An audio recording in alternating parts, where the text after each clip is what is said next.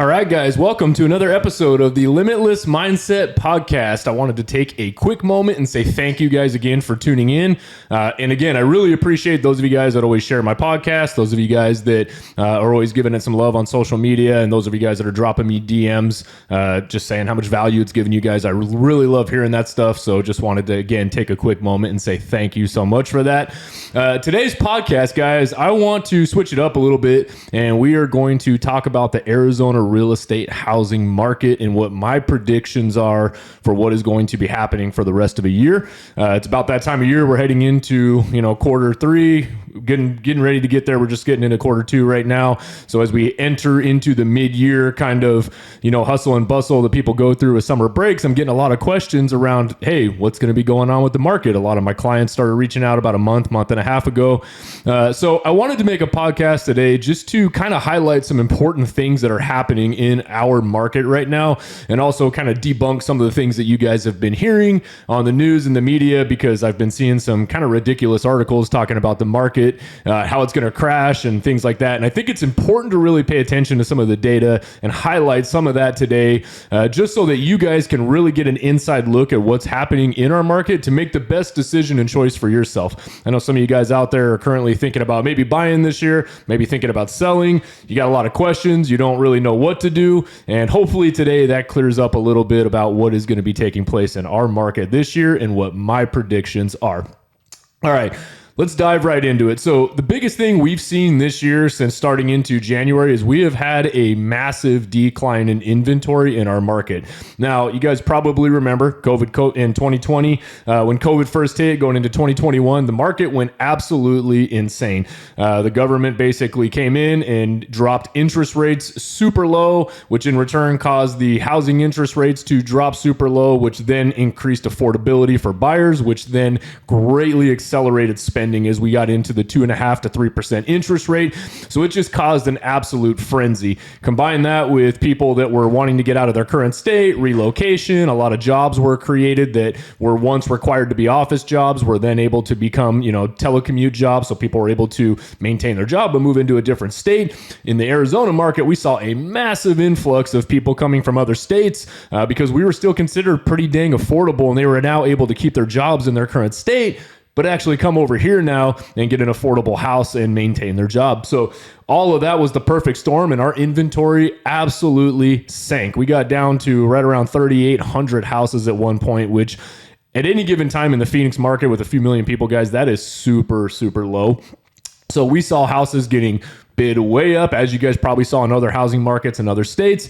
Multiple offers, over ask. I mean, just the craziest stuff. It was a wild time for sure in the market.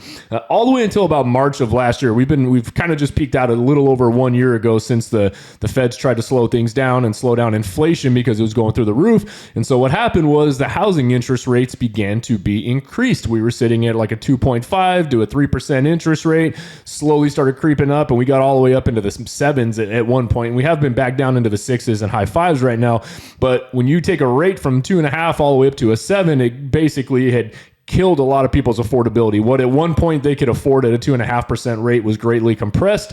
So their purchasing power came down, which slowed the market way down because not a lot of sellers were willing to lower their prices down to accommodate the new interest rates. So we were in this really weird space where we had buyers there, but they couldn't afford what they could before. So they were frustrated because maybe their purchasing power got knocked down from like $750K to $500 or $550K now for the same monthly payment because rates were doubled.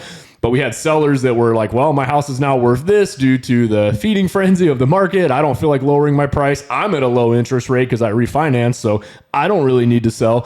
So it was this kind of weird dance and standoff between buyers and sellers over the last year that not a lot of sellers were selling unless they had to, and they were sticking firm on their prices, and buyers were just sitting on the sidelines waiting for rates to come back down, which never really happened. And to be honest with you guys, I don't think in our lifetime we're ever going to see a 2% interest rate ever again.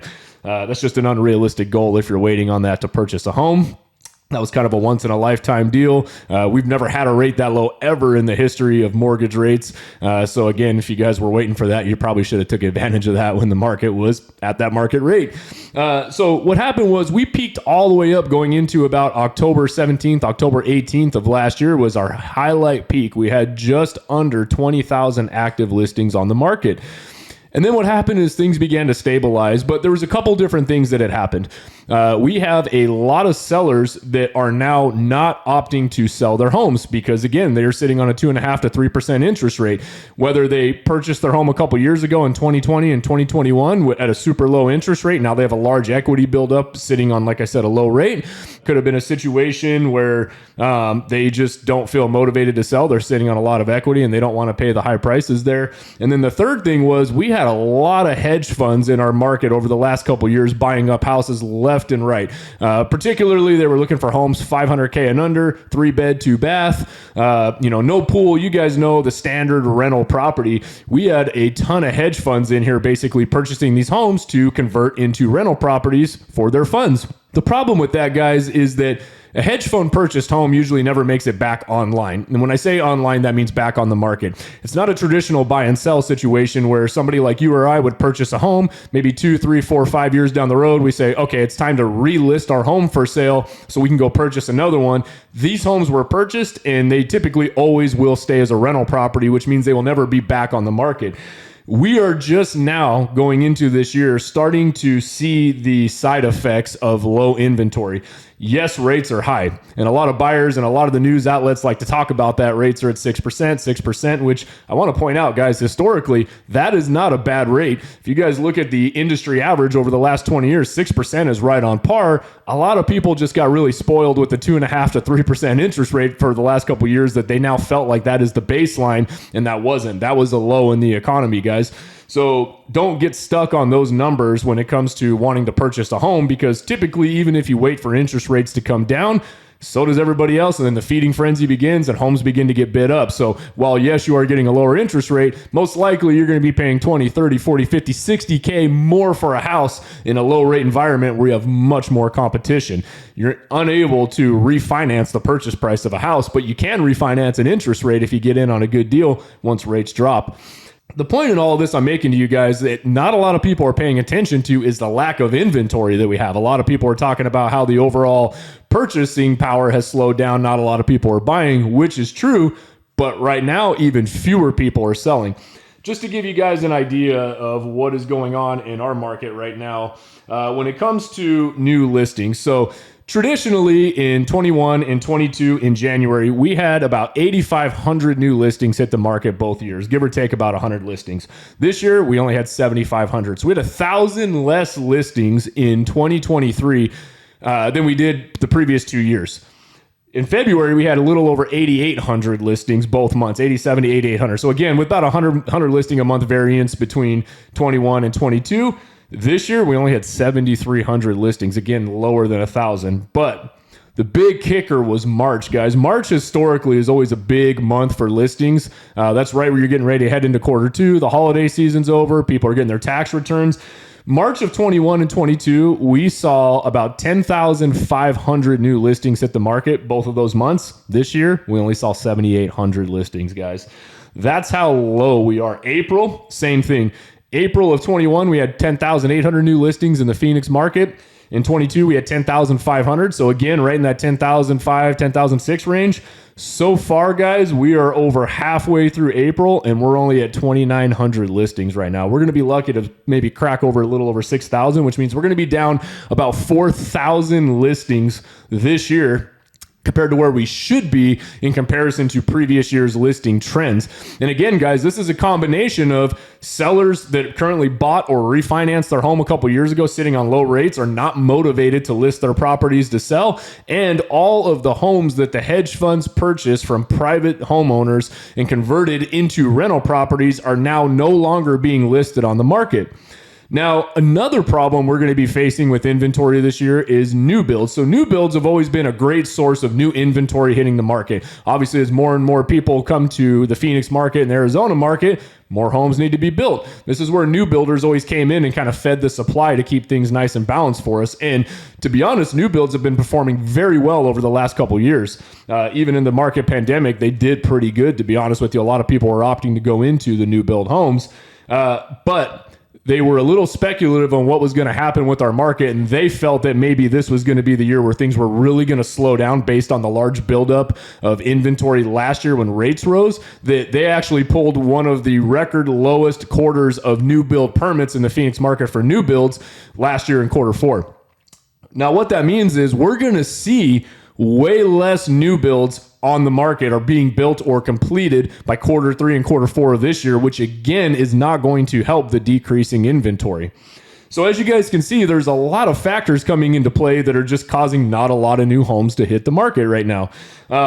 One more caveat that just got rolled out this last week that I think everybody should pay attention to as well is that there's a large hedge fund and holding firm called Blackstone. Basically what they are is they are a big hedge fund that purchases rental properties. They have a lot of capital. They buy properties, and that's what they do. They manage. They have one of the world's largest rental property portfolios right now, and they just announced that they have raised $30 billion to start purchasing homes again. Now, without a doubt, guys, this will be again eating up inventory in the Arizona housing market. So all of these indicators point that we're going to run into a massive decrease in new listings and supply hitting the market right now. Yes, rates may be high. Yes, buying power may be a little bit lower than what it was the last couple of years, but I don't believe interest rates are going to come down a ton. I do think they're going to come down. They are high right now once inflation gets under control. And this is cyclical, guys. This is how the market works. It goes up, it goes down, it goes up and down. A lot of people need to really understand that we were obviously in a down market right now, as it should be. Things should not be progressing constantly on the way up because eventually affordability will be completely unattainable for anybody. So while it is kind of a nuisance for some sellers and rates being high for buyers, I completely empathize with you guys. It's essential and it is important for our market that this does happen and kind of keeps things in checks and balances. But guys, here's the thing. When rates come down, which they will come down, I don't believe again that they're going to come into the high twos again or anything. It's probably going to be a while before we see threes, but they will get into the low fives, high fours here within the next year and a half would be my prediction. When that happens, it's going to accelerate spending. Which is going to accelerate the purchasing of, new homes and things of that nature. That's good. The problem is that I think we are going to really run out of inventory on the market. There simply won't be enough homes to go around again for buyers, as you guys can see. With all these other factors taking place, not enough sellers selling homes right now, new builds cut back on their permits in the Arizona market last year, which is going to really greatly affect us in Q3 and Q4 of this year. Hedge funds getting very active again to come in and buy more properties and take those off of the market from a cash offer perspective over a traditional buyer. There are a lot of things working against buyers coming up in the next few months and within the next year and a half, to be honest with you guys. So I think it's important to highlight this because I know a lot of you guys out there are sitting and waiting and wondering what's going on with the market right now. What's going to happen? Is it a good time to buy? Is it a good time to sell? Truth be told, guys, if you were going to buy, I would definitely say get out there and start buying right now. I can't see anything other than inventory continuing to decrease. There's not a single thing right now that I can see and others can see and other economists can see that is going to suddenly bring more houses on the market. There's nothing that's going to motivate more sellers to sell. Foreclosures are still way down right now because, again, people have so much equity that even if they get in a bad spot and they need to sell their home, they can put that home on the market, list it, sell it before it actually goes to auction and extract their equity. So I wouldn't bank on foreclosures being a big thing right now. Even if they do, inventory is so low, it's decreasing that it's going to be consumed by buyers looking to purchase a home right now. So we're not going to have a massive influx of foreclosures. So again, there is nothing indicating, guys, that we are going to see a turnaround right now in inventory buildup. Nothing is going to relieve that pressure. We are right now at our current pace dropping about 400 to 500 houses per week, give or take, in the Arizona market, which means that we have buyers that are outpacing sellers right now. It's causing inventory to continue to decline. Again, based off all of the factors that I just pointed out to you guys, I can't see that being alleviated anytime soon. There is nothing in the foreseeable future that is going to help that. If anything, it's going to be accelerated once interest rates come down, buying power goes up, and also large investment firms get back into the market, your open doors, your offer pads, your hedge funds. When they start getting really active again, once they see that the market has stabilized, and once they see that demand is very high and supply is low, they're going to come in and start buying the remainder of that supply up. So I think it's important that you guys understand that when it comes to making decisions this year, when it comes to buying and selling. Now, you may have zero desire to buy and sell a home, and that's fine. Hopefully you guys learned something today, but I really hope that this resonates with some of you guys out there that are looking to possibly make a move and purchase, or if you guys are renting. It's only going to get more expensive. As much as I hate to say it, I know a lot of people kind of live in doubt and they think it's going to get cheaper and things are going to change, and I think that that's a great hope and a wish. But again, looking at the data here, guys, looking at everything that I'm looking at, I can't see anything that is going to be helping the market, adding additional listings. We are already starting to see prices rise. We're starting to see less home prices drop. We're starting to get multiple offers on our property. In the last 3 weeks, we have seen several multiple offers on some of our listings again, so that is coming back. And again, I only see inventory continuing to decrease. So if you're a buyer sitting on the sidelines and you know you're going to be buying soon, I would recommend maybe being proactive. Go talk to a lender, start getting your pre-qualification in order, really start getting active out there, and don't wait until the last minute, because again, the trajectory that we're on right now, even an additional 4 to 5 months could make the difference of almost a $20K higher purchase price on average from what we're seeing right now. Again, as inventory drops, as things get more competitive, you're going to see prices begin to go up again. You're going to see bidding wars. You're going to see all of this, which at that point, you're going to be forced to pay a higher price for a house, stay where you currently are, or stay renting a home, which has a 100% interest rate, because you make none of that money back. You get none of the benefits of home ownership. You get none of the benefits of appreciation and equity buildup, which is going to be taking place in our current market right now. So I just wanted to hopefully add some value to you guys and share that. Again, I know there's a lot of speculation and a lot of questions out there, but I'm very data driven. I look at the numbers to best educate our clients, best educate our agents, and basically let the data do the decision making for us, right? Guide us in the right direction. So I wanted to share that with you guys, and hopefully it helps some of you out there. As always, guys, if you guys have any questions about the housing market or anything of that nature, feel free to give me a call, text, DM. I'm always happy to answer your guys' questions. If you guys need help buying or selling a home, you guys also know I'm here to help with that as well. And if you guys are looking for private coaching, I did start a private community. It's only $50 a month. It's super cheap. We are in there every single day, dropping value, talking about all things business, finances, mindset, just multiple different ways to help you guys level up your life. And it's literally $50 a month. You guys can find information on that at www.blakeclark.com. And I look forward to seeing you guys in there. As always, have an absolutely incredible week. Let's get out there, guys. Let's crush it.